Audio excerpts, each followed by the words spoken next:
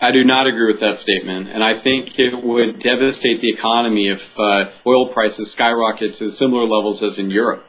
Look, the reason why the European oil prices are so high, the gas prices are so high, and it's still sustainable for the people is because they have a much better infrastructure and transportation system that allows individuals to take public transportation and still get to where they have to go, whether it be their jobs, their homes, businesses, and so forth.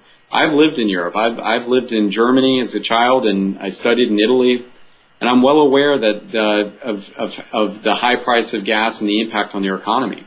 And it does, in fact, make people drive smaller cars, and they drive far less. But they have an alternative.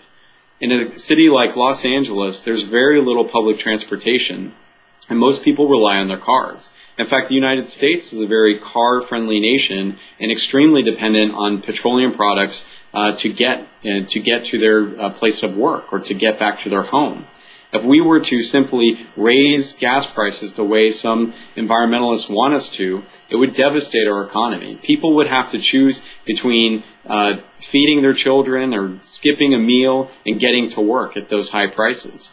And so until we can get a working public transportation system, or we move forward onto alternative energies without devastating the economy, we absolutely cannot afford higher gas prices. It is the lifeblood that keeps things moving, from the transportation systems that gets their food to the stores. All of this trickles down to the consumer.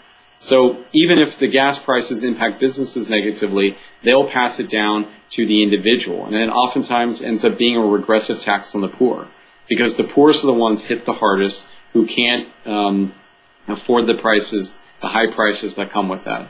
So I would be against that because it would devastate our economy, and it would be the wrong move for America.